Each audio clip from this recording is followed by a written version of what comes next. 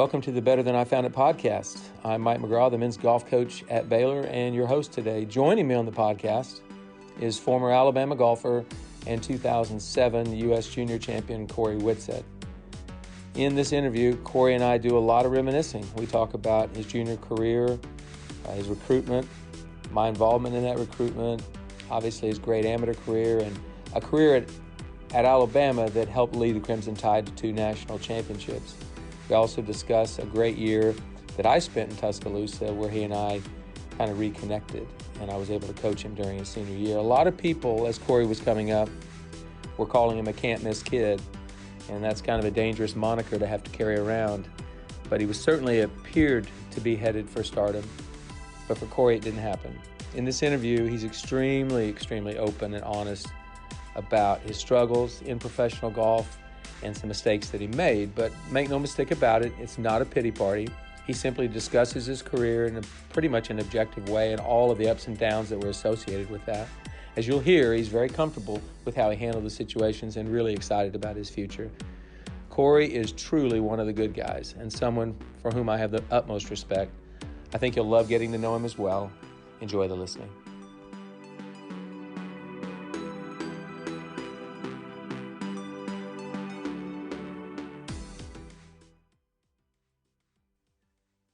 Welcome to the Better Than I Found It podcast. My guest today is a really good friend of mine and a great guy, Cory Whitsett. Cory, welcome. Good morning, Coach. Thanks for having me on. Absolutely. It's great to be here. It's what's the temperature down in Birmingham today? It's a nice 45 right now. Very overcast, a little bit of mist. Gonna go play golf today, though. So that's good. You know, when I was in Tuscaloosa, JC will told me that there were more cloudy days in Tuscaloosa than there were in Seattle. Yeah, every year. I believe it. I called it Seattle of the South when I was in school. I had no idea that was the case, but I would never forget, coming back from tournaments in the spring, it'd be nice in Vegas or whatever, and you come back and you don't see the sun until you leave and go play the next tournament. Didn't tell you about that in recruiting, as I recall. Why would you talk about any of the bad things in recruiting? You wouldn't. But listen, any self-respecting Crimson Tide, Bammer, anybody is going to start a podcast by talking about football. So Nick Saban and his boys just won another championship. Tell me what that means to you. I mean, I know it was big. Yeah, here it's a religion. People are just absolutely crazy about it. It's similar to high school football in Texas. People are crazy about it there. It'd been 3 years. Mm-hmm. Which for what Coach has been doing since he's been at Alabama is a bit of a drought. And then obviously just with the uncertainty of the season and all the games getting played and whatnot, it was pretty awesome to see. I think the emotion that he showed, he was smiling before the game, before the national championship. I've never seen him do that. And then just listening to him talk about the team after, it might be one of his favorite teams ever. There was a serious emotion there and just the togetherness. I think you saw with Najee Harris and Devontae Smith both coming back for another season. You see Landon Dickerson going in and snapping those last 2 balls in the victory formation. There was just a lot of togetherness that maybe you don't have other seasons, and I think he really appreciated that. It was awesome to see as a fan. Yeah, I think he's had talent pretty much all the years he's been there, but some teams have ways of gelling better than others. And as a coach, you don't control that. You try to create an environment where it could happen, but it's not something you control. Sure. So, but that's great. I know you were excited about it. I've been a part of several text threads through the years since I left Alabama, which we'll talk about a little later, that during football games that are kind of fun. And especially Tennessee week. Yeah, especially Tennessee week. That's right. Well, listen, let's go back to a time when we first met way back. You were one of the top junior players in the state of Texas, actually one of the top junior players in the country as a 12-year-old. And I was alerted that you would be playing in a junior tournament at Dornick Hills in Ardmore, Oklahoma. And I had yet to see another really good junior player, Taylor Gooch. I hadn't even seen him play, and he was from Midwest City, Oklahoma. So it was like I was going to see the two of you at the same tournament, and you got paired together the first round. There we go. That's the first time I ever saw you. Great looking lefty golf swing. I knew you'd be a player that I would recruit one day. Do you remember that day at Dornick Hills? I do. Yeah, I remember coming up 16. The third shot goes way up the hill, and I remember coming up over the hill, and you were sitting there on the tee on 17. I think we maybe teed off 10 that day, if I'm not mistaken. Yeah, you did. And you followed us for a little while after that. Yeah, I made a point that day I was going to recruit both of you. So I ended up getting Taylor to go to Oklahoma State, and you ended up going to Alabama. But I literally thought I was going to get you. I did. I thought well, you got to coach both of us, so that's true. That we'll talk about here in a minute. But so you were one of the best junior players in the country. You won numerous AJGA events. I think you won a couple of other national type events, like maybe the Western Junior and some others. Mm-hmm. But really the crown jewel of your junior golf career was 2007 when you won the U.S. Junior Championship at Boone Valley in St. Louis. I was there for every shot that week. I can remember it well. And let's talk about it. That's a great memory for you, I bet. Yeah, absolutely. I mean, I was 15, so I went in I didn't have a bunch of expectations. I just started playing AJGA invitationals that year. I'm this younger guy who people really hadn't heard of. And I remember we were taking a family vacation when the U.S. amateur qualifier in Houston was. So the kind of running joke with my dad was, this is just my U.S. Am qualifier. And fortunately, I played really well and ended up getting a spot in the U.S. Am. But yeah, it was great. I mean, I had no expectations. I played pretty well in stroke play. I think I finished 12th or 13th, somewhere in there. And then I've always liked match play. I'd played a couple little match play events in Houston, Texas before. I just liked how it's just, mano a mano. It's just that hole is the only thing that matters. That hole and that opponent, you don't have to worry about anybody else in the field. And that's it. And I've always been drawn to that. Didn't really know at the time how drawn I would be to it, but I just seemed to have a knack for match play, and it showed that week. It really did. And you played another Texas guy in the final, Anthony Pellucci. Yeah. That's pretty rare when you would have two kids from the same state in the final. Yeah. But it's not that rare, actually, if you think about it. 8 U.S. junior champions in the last 20 years have come from the state of Texas. That's really like crazy. That's unbelievable. 8 different times a Texas kid won the U.S. junior in the last 20 years. Pretty amazing. Did you know that, or did you have to look it up? I knew it, but I wanted to look it up just to make sure. So Hunter Mahan won, Matthew Rosenfeld, Cory Whitsett, Jordan Spieth twice, Scotty Scheffler, Will Zalatoris, and Noah Goodwin. And Jordan won twice. So it's a good thing you're coaching in that state.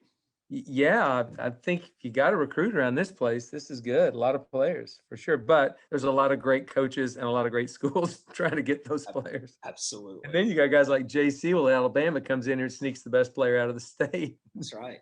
So let's talk about that real quick, because I remember I didn't know why I lost you to Alabama. Now, I got to coach you your senior year in college. I was the assistant coach to J.C. Will at Alabama. And I remember asking you, how in the world did I lose you? That's not possible. I had you. You were coming to Oklahoma State. And so let's talk about that. You told me the reason that J.C. Will convinced you that Alabama would be a good spot. Yeah, I mean, so first off, the reason it came down to Oklahoma State and Alabama was just because I enjoyed both of you guys the most through recruitment. I just loved spending time with you guys and talking, and just wanted to play for either one. For Coach Sewell at Alabama, they didn't have the history and record of Oklahoma State, and so he used that to his advantage in the recruitment. He's like, man, you can go be a part of what's been done there, which has been outstanding, or you can come and create something that can be around for a really long time. And that pretty much sold me right there. I mean, that was genius on his part. People say they can say what they want about J.C. Will. The guy is really, really smart. He is. And he realized probably the only way to get you wasn't to try to talk you into it, was to show you could be transformative to this program. Sure. People would look back in 25 years and say, well, Alabama golf kind of became Alabama golf when Cory showed up. Now to be sure, there was another pretty good freshman on that team, and then another one who turned into a great player. Absolutely. Yeah, so Bobby Wyatt was one of the best junior players anywhere, and Trey Mullinex developed into one of the best college players. What a class! And you've been in the game for a long time. Guys like Trey are really important for programs. You have to have a guy or two who's not on a lot of scholarships starting out materialize to make a difference. Well, there's a chip on his shoulder for a guy like that. Plus, he was ridiculously talented and absurd. I mean, absurd. He's still playing great. He won on the Korn Ferry last year. He's a great player. But so you end up going to Alabama. You don't regret one moment of that. It was obviously a great decision. But back up just a little bit, because you were this great U.S. junior champion at 15. So you've still got a couple of more years of junior golf to play, and you won the Western Junior and some other events. But you had an injury in there that kind of slowed your progress a little bit. Talk about that. Yeah, so it wasn't a full-on stress fracture. It was called a stress reaction on the pedicle of the L5, so like really lower lumbar on the right side of my back. And yeah, that just rattled me a little bit. I didn't play. Let's see, I got hurt in June, so I didn't play till like Thanksgiving of that year. So let's see, what was that? 2009. Mm-hmm. So going into my senior year of high school. And then I had another flare up right after the Thunderbirds, after I graduated high school. So right after Memorial Day, and would just play kind of here and there. I think I played only 3 tournaments that summer, with very little practice and playing in between. So, you know, it maybe sidetracked me for a little bit. I think mentally, though, it showed that there's this whole other side to the world of golf that can be really difficult and hard to handle. You know, for so long, it was just going out, playing well, competing, winning some of the time. And now it's like, oh, wow, like this could happen. And this is really bad. These guys that you see who are on tour for a handful of years winning, and then they have these injuries and it all goes away. Well, it's a pretty harsh reality. A player you know really well, Jerry Pate, was an Alabama guy, and he absolutely great example. Was literally one of the top 3 guys in the world for a 5 or 6 year period. Yep. Won a U.S. Open and a Players, and when he got an injury, it was not too many years later he was out of pro golf pretty much. And so it's not a given. And now this probably more than anything just kind of slowed you down a little bit, but a lot of that momentum kind of had to be reignited. I would imagine. Did you get that at Alabama? Yeah, I think going and playing for a team, I've always really thrived in a team environment. You know, we talked about Coach Sewell and just how great he is. He runs an awesome program, and we had great assistants the whole time I was there. Coach Limbaugh, he's Vanderbilt now for 2 years, and Rob Bradley, he's at Purdue now for a year, and then you, our senior year. So just to have a great staff helping us at all times was huge. And then I liked every guy on our teams. There wasn't one guy I looked at and was like, you know, I just don't care for him. I don't want to spend much time with him. We just loved being together, whether it was practicing, playing football, ping pong, even studying. I mean, Trey, Bobby, and I would just sit there and grind it out if we had to. Well, that's one of the unusual things. You and Trey and Bobby came in as freshmen. Obviously, great players. It was a great class. But you did something that I don't think I've ever seen happen. 3 freshmen who lived together as a freshman, lived together all 4 years.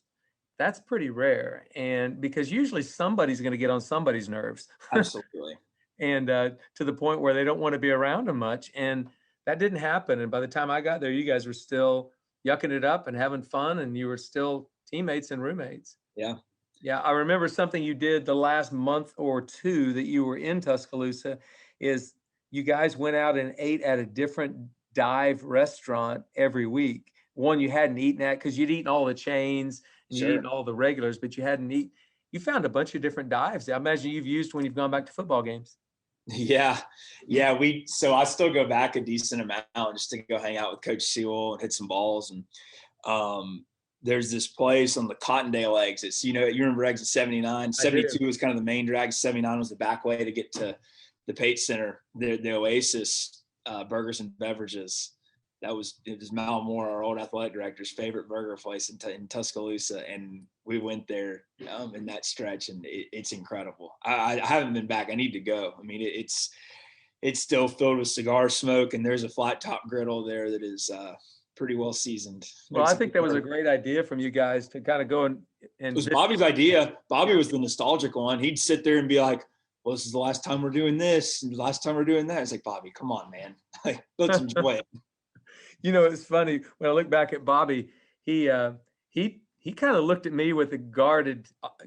He was his guard was up when he first met me. Sure.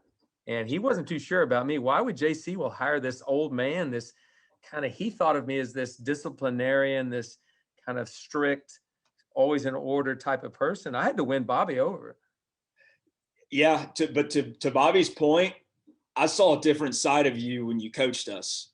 I definitely had not maybe as far as Bobby's thought, but I definitely had a thought in my mind. And I mean, Coach, there were a couple of days, I've told you this, there were a couple of days, it's like, can these guys be quiet? I mean, you and Coach Sewell would just go and start feeding off one another. I mean, it was like, what are we doing here? I mean, we might as well have music on as loud as we can and be more productive than what you guys are doing. I think Jay did a lot of things for me. One, he gave me a job, but two, he ignited that enthusiasm and love for coaching. And I probably ought to go work for him about once every 5 years, just to get excited about coaching again, because it really did work that year. And he and I were just like kids that year. It was amazing. But so you and Bobby and Trey spend 4 years in the same room, going to all the same tournaments, traveling, competing. You guys had quite a record while you were there. I don't know how many invitational tournaments you won, but I know you won 3 SEC titles and 2 national championships. Mm-hmm. We're talking about that. You played in the Walker Cup. So when I first got to Alabama, Jay was literally getting ready to go to the Walker Cup with you. Yep. And Justin Thomas, who had just left school, and Bobby, and a new incoming freshman, Gavin Moynihan. He was playing for the Europeans, but he had 4 Walker Cuppers at the same Walker Cup. That must have been an amazing, well, I know it was amazing for him, but how about for you? Yeah, it was pretty cool. I mean, Cal had, Michael Weaver, Max Homa, and Michael Kim were on that team too. Yeah. So, I mean, there were 6 guys from 2 schools. It was almost like you're at a college event, if you will. But incredible week though. And just to be able to share that with some of your closest friends who are also teammates is pretty special. Yeah, the time at Alabama for you, I know, is special. And here you are, a Texas boy. You live in Alabama now, so it obviously made an impact on you. Absolutely. And so tell me, just before we move on, I want to talk about a couple of those NCAA championships. What's the most impressive thing Jay Sewell did for you or taught you while you were there? Well, I always tell people the worse you played, the better he treated you. That's good. He cared so much about us as men. The only time he would get mad at us is if we weren't behaving properly at tournaments. For sure. Attitudes, kind of just stomping around, and he would have a problem with that. But man, if you were putting in the time, doing well in the classroom and just not performing, it got better, honestly. Yeah, I agree. He was, he cared a great deal about everybody that he came in contact, anybody he brought into the program, he cared a lot about. And he cried in front of you guys a lot, which I thought was actually quite a strong trait. I thought that was great. It showed the kids that he cared a lot. Mm-hmm. And so anyway, for you, it was you got treated better when you were down. Yeah, absolutely. And just seeing that, just the compassion and grace he would show all of us, it was pretty remarkable, honestly. And I was just happy to be a part of it. For sure. Definitely a beneficiary. So you guys played your freshman year, you played nationals at Karsten Creek. And I'll never forget this because we played in dead calm conditions the first 2 rounds. The third round, which was the final round before match play in those days, it blew about 20 or maybe 25 that day. So it blew like it was breezy. It was breezy. And you guys were in third maybe going into the third round. We were in the 4, 5, 6 pair. Yeah. So you had certainly a chance to either win that day or finish outside match play. It could be anything. And you guys shot about 320. It was a devastating 316. day. 316. Yeah. So I'm on the 18th green, and I've just gone back to see one of our players, but I'm on the 18th green, and you walk up, put your bag down, you say, "Well, coach, I got Karsten Creek today." And it was like a verb for you. It was like, Yeah. wow, this happened. But so you guys go ahead. Yeah, I mean, it was just a tough day. We were young. We had a guy who probably shouldn't have been playing golf that day. I mean, Hunter Hamrick probably should have stayed at the hospital. And then, Bud, it was his last tournament. So there was a lot going on. And then you're playing on one of the hardest courses that you're ever going to see in those conditions. It was just kind of a perfect storm, if you will.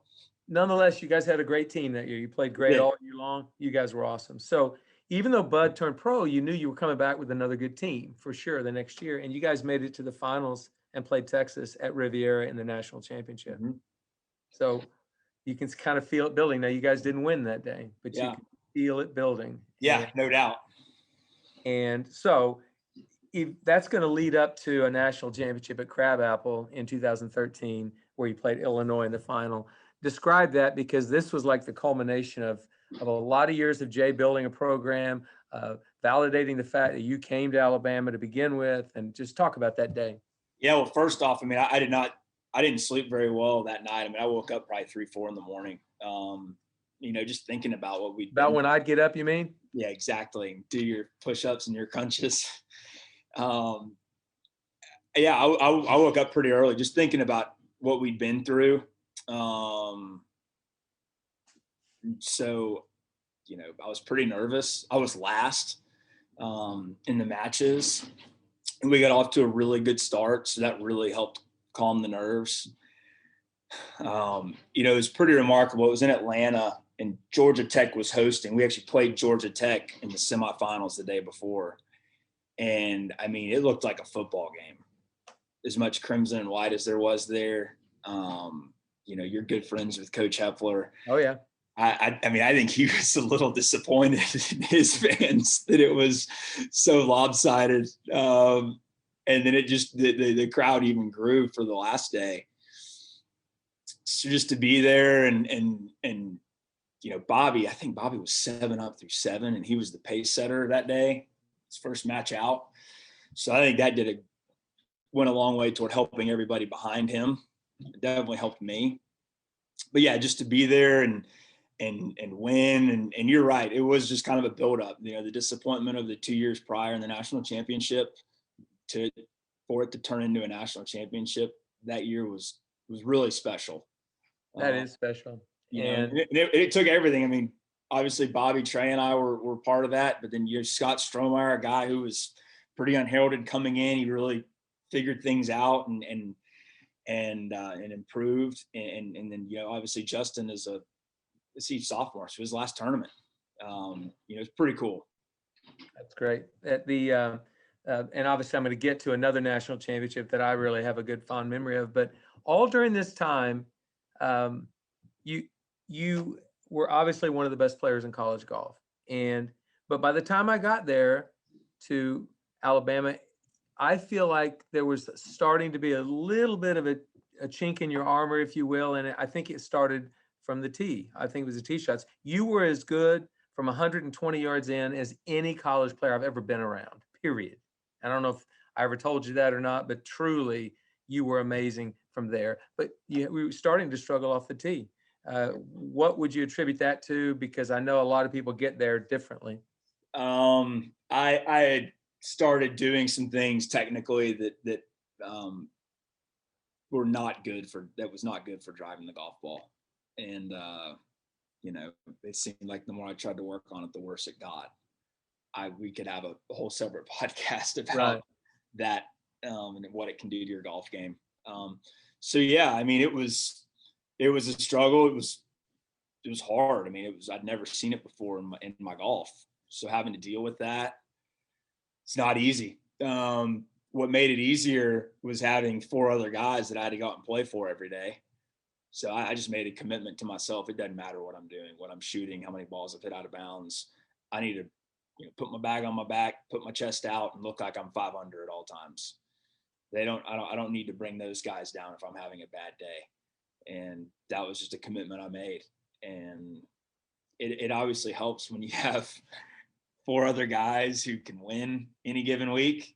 You know, you don't have to finish top 5, you can top 20, and you know, chances are you're going to win. But yeah, that's what I did. That was the promise I made to help my team, help our team. Yeah, I noticed that when I was there too. Yeah, it was very difficult to tell you were struggling as much as you were, although there was some struggles for sure. If you played behind me or in front of me, you could see it.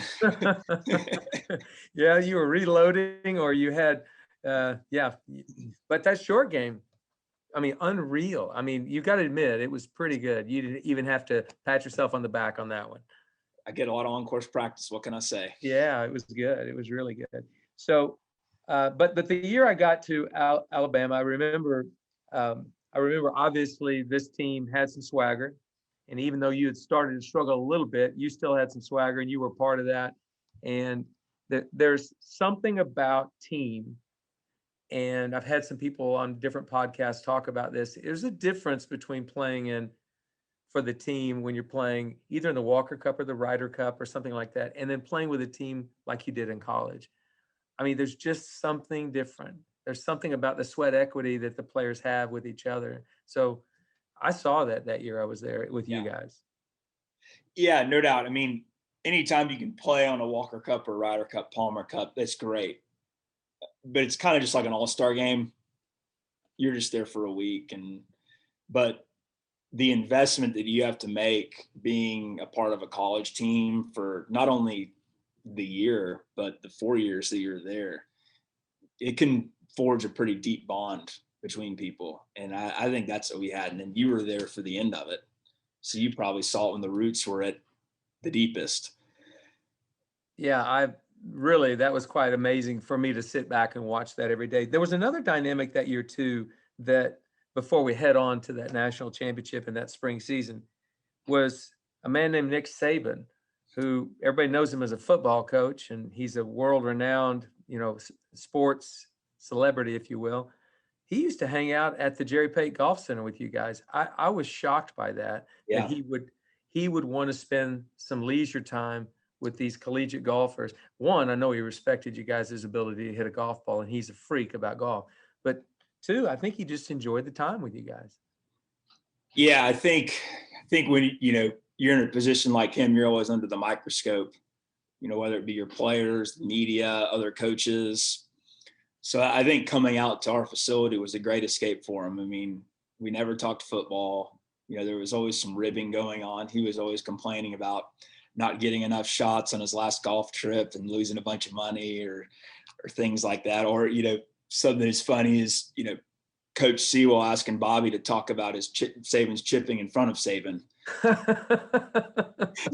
Bobby, that's one of my favorite stories out there. It was kind of a running joke with us, Saban's chipping in the team van. But yeah, it was really cool. And the more time you spent out there, we got more comfortable interacting with him. And, he would just talk about some things that you could take with you and just little pearls here. And it was really cool.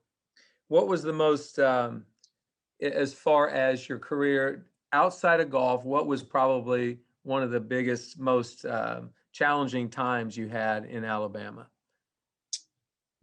That's a good outside of golf. Outside of golf, I might point you to it. It was a weather-related event your freshman year. Tornado in the spring. Oh yeah, no doubt. That ended my freshman year of classes. We still played after that, but yeah. Yeah. So the reason I bring that up is because the remnants of that tornado were everywhere, even 3 years later when I got there. Sure. And I just remember every time we'd drive the back way to the airport, we'd go through a small town that had been devastated. Yeah. Anytime you went down the main thoroughfare, not very far from campus, within about 400 yards of campus, just entire city blocks gone. I mean, You guys were involved in the cleanup too, weren't you? Yeah, we did. We did some stuff after. I mean, that was a pretty heavy dose of reality. Our long snapper that year, his girlfriend died in the tornado. I think like 15 people died, a few students, and it had actually hit where Bud Cauley and Scott Strohmeyer were living. It hit the front of their apartment complex. It hit 15th and McFarland, arguably the busiest intersection in Tuscaloosa. Yeah, it's pretty sobering. Yeah, easy to put the golf part in perspective. No doubt. Very easy to put golf into perspective at that point. But so Alabama, you've gone through 3 years. You've been runner-up at the national championship. You have now won a national championship. I'm there for this particular year we're talking about, and you can just feel the momentum building that spring of that team. We went to Sea Island actually went to Kiva Dunes to prepare. Yeah. And I remember JC pairing me with Robbie Shelton, and I thought, this would be great. Robbie's such a quiet little kid, and I can probably not be embarrassed by whatever I do today. I mean, he'll be very respectful. And the next morning at breakfast, he said, Coach Sewell, you'd be surprised about Coach McGraw. He said, what do you mean? He says, well, wait, Coach McGraw, you were a stripe show yesterday. What'd you shoot, like 80? And you putted good too. I thought, who put him up to this? The kid had 3 words all year. I remember that very, very well. Oh my gosh, that was so funny. We all just lost it. I mean, Robbie doesn't talk, but boy, when he does, you better listen. But anyway, we prepared for the Sea Island event by going to Kiva Dunes, and it was really a great preparation. And we got there, and that was one of the greatest performances. Bobby, for one, what he did. Robbie Shelton, the way he played for 53 holes. Yeah. And then your last round was spot on flawless. So I think there were 6 total bogey-free rounds out of you guys that week. Yeah. Yeah, pretty amazing golf. Yeah, no doubt. I mean, what Bobby and Robbie did that week was pretty remarkable. I mean, they made 1 bogey between the 2 of them over 54 holes. I think Bobby shot, you remember what he shot that week? It was like 192. It was like 192 or something, or 193. Really low. It was ridiculous. But yeah, and then to be peaking that time of year, that's what every coach and player dreams of. And we went to a week or 2 later, went to the regional tournament in Auburn, and you actually had a resurgence there. You played really, really well that week, I thought. Yeah, I did. I don't know what it was. Maybe I hit the driver a lot. That was good. And so anyway, that led us up to the national championship at Prairie Dunes. And I had purposely not said anything to you guys about Prairie Dunes the entire year because I'd been on it hundreds of times in my life. You guys had never seen it.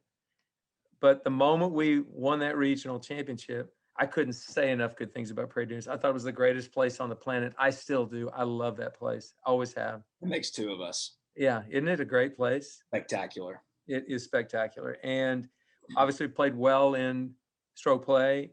And with Oklahoma State and Alabama in the opposite brackets, it was kind of obvious to me for somebody on the inside thinking about it, this could end up these 2 teams in the finals. Sure. And that's exactly what happened. Sure. So talk to me about that week, because it had to feel a little different than the year before at Crabapple. Right. Event. Yeah, it's your final event. You kind of have the expectation after winning. It's like, all right, well, we've done it. Let's do it again. It was an odd weather week. We didn't play that first day, and they had changed something that year, I think, to where weren't they doing that cut and just playing individuals the 4th day? Yes, they were going to play the individuals the 4th day, but with the rain delay, basically a day and a half of rain. Did away with it, right? Did away with it. So basically, we didn't play the first day. We played 36 the second day, and we didn't play the 3rd day, I don't think, because we were in the top 15. Mm-hmm. And then we played the 4th day, which was our 3rd round. Yeah. It was a very convoluted. It was convoluted for sure. So then, we get through. We play SMU first. I remember that. And then we played LSU in the semifinals. We played 2 matches that day. Mm-hmm. That was a long day. I remember that. And then so we played Oklahoma State. We didn't tee off to like 2, I think, the last day. So, last tournament of the year or last tournament of our career, we have all morning to think about things. It's one of those days you'd rather just kind of go tee off at 7:30 and think later. But we had a pretty slow morning, and we did I think Stephen Bunn called and did a Bible study. I mean, it wasn't even almost a Bible study. It was almost just more talking about our time and everything. Coach had him call, and I remember Coach talking and just bawling, crying, and we're all crying. It's like, gosh, shouldn't we be doing this at like 8:00 tonight? Should be go play some golf right now. Yeah. But I mean, I think it was early enough before we teed off that we could get over it. But I think it subconsciously really fired us up. Definitely. And the same dynamic you had the year before, where the gallery at Crabapple was all crimson and cream. The gallery at Prairie Dunes was pretty much orange and white, or orange and black. I mean, it was definitely there. I remember that. Yeah, it was. I mean, we basically had family and some close friends, and maybe Coach Sewell's boss, like so an associate AD there, and that was it.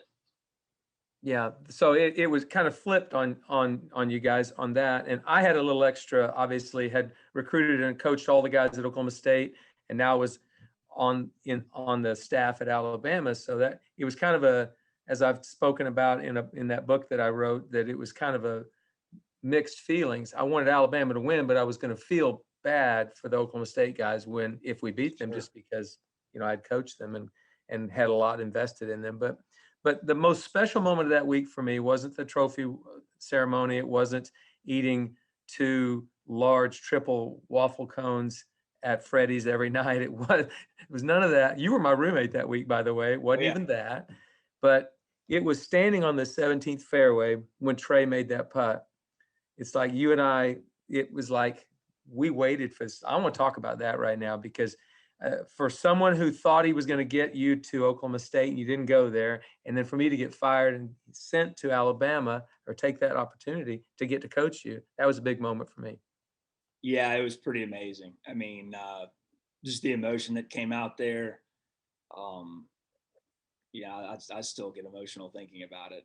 It just, we've been through so much, obviously, in recruiting and college careers, and then to spend that year together. It's pretty special. And then you weren't even close to me that day. I was the last match off. You were with Shelton. So like there was a good chance I wasn't going to see you. And then sure enough, that match ended and I was on 16, I think.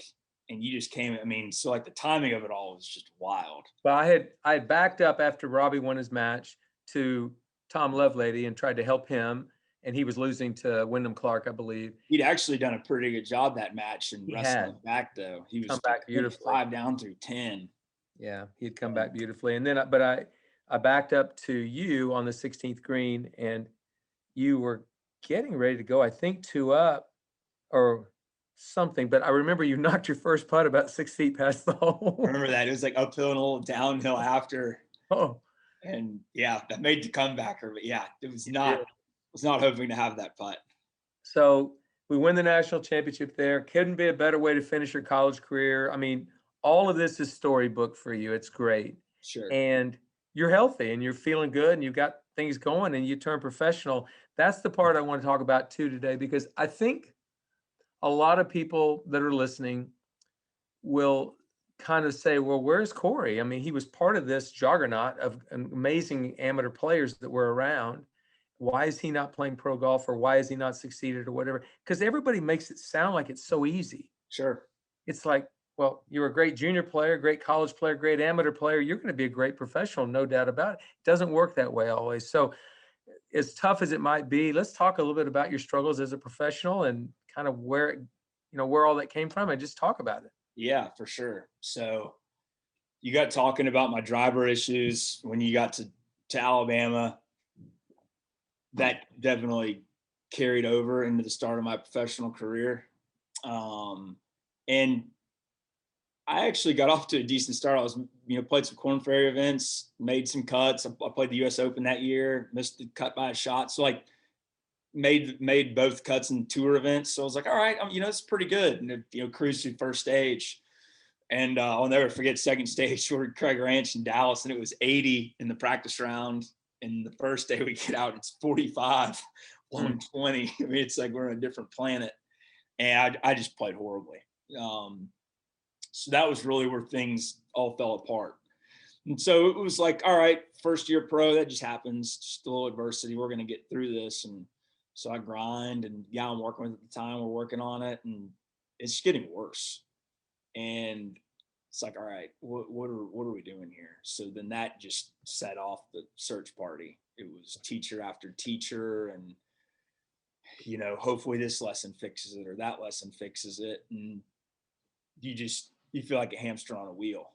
At what point were you dealing with expectations because some of your contemporaries, your peers were getting their tour card and or winning on the tour? I mean, at what point it wasn't as bad as you would think at first. I just realized that I'd made some poor decisions in how to improve my game, and I just needed to fix it. So it's like, all right, let's take this time, let's fix it. It might take a year, but I'll be all right. And then let's see, I got through first stage again in 15. 16, I missed first stage and played awful. I played awful all year. And then it was like, okay, this is a problem. Like, it's not as easy as just going back to my old teacher and working out of this. And unfortunately, it's been just kind of more of that the last few years, just, you know, going and seeing this guy and going and seeing that guy and hoping it works. And, you know, golf is so difficult. Like, to your point about good junior, amateur, college player doesn't always translate to professional. There are more variables in golf than any other sport. You know, other sports, I mean, you can make an argument baseball is probably pretty similar to golf in all the minor league system and where you can play and be. But if you're a good player, there is some guaranteed money when you get drafted and signed. You know, in golf, you get a decent amount if you're really, really good. But if you're not really, really good, like, you got enough to help you for a little bit, and that's about it. And you got to make it work. So dealing with that's hard too. You can get a lot of voices up there, and you know, I tell people this all the time. There are a lot of pretty golf swings on Instagram of people you've never heard of. For sure. It's looking at this teacher. It's looking at that teacher. Like, he's going to get me to where I need to go. Whereas, like, it's so intrinsic. It really is. I mean, I saw it. I saw what I did wrong. And you can look at Justin and what he's done right. We were in the same position in 2013. We were on a Walker Cup team together. You know, we're in much different places now career-wise. He turned pro, and he had some things that he needed to keep improving on. And he just kept improving upon them. He didn't make playing pro golf this big deal. He just realized, okay, I need to improve these parts of my game to be a really good professional golfer. And that's what he did. Whereas some people are like, oh my gosh, this is pro golf. I got to beat these guys. Well, I need to do these things. And that's not always the case. There's so many different ways you can improve in golf.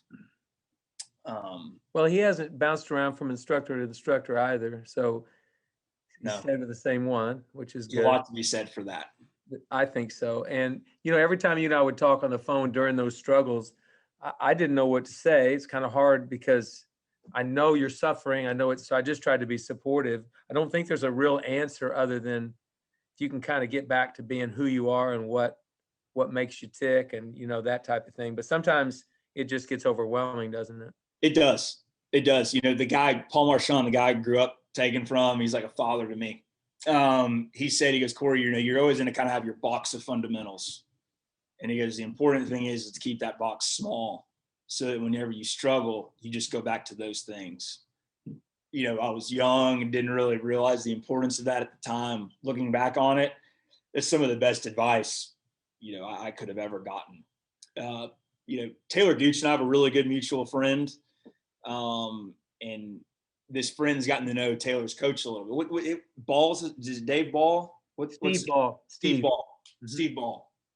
And this friend told me one day, I loved this, and it just speaks volumes to all golfers wanting to do it for a living. It's like, you know, the cool part about Taylor is what I've told him, I've told all of my other students, and he's just made it work. That really spoke volumes to me. That's pretty powerful. And go ahead.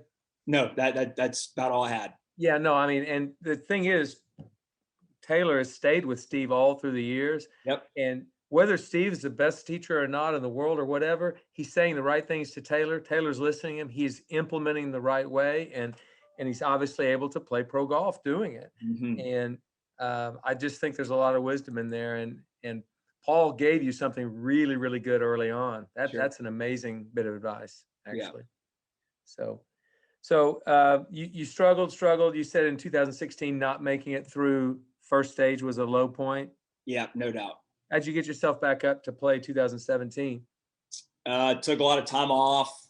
I actually came to Christ in that stretch. Just was living life the wrong way, looking for happiness in places I shouldn't have been. Right.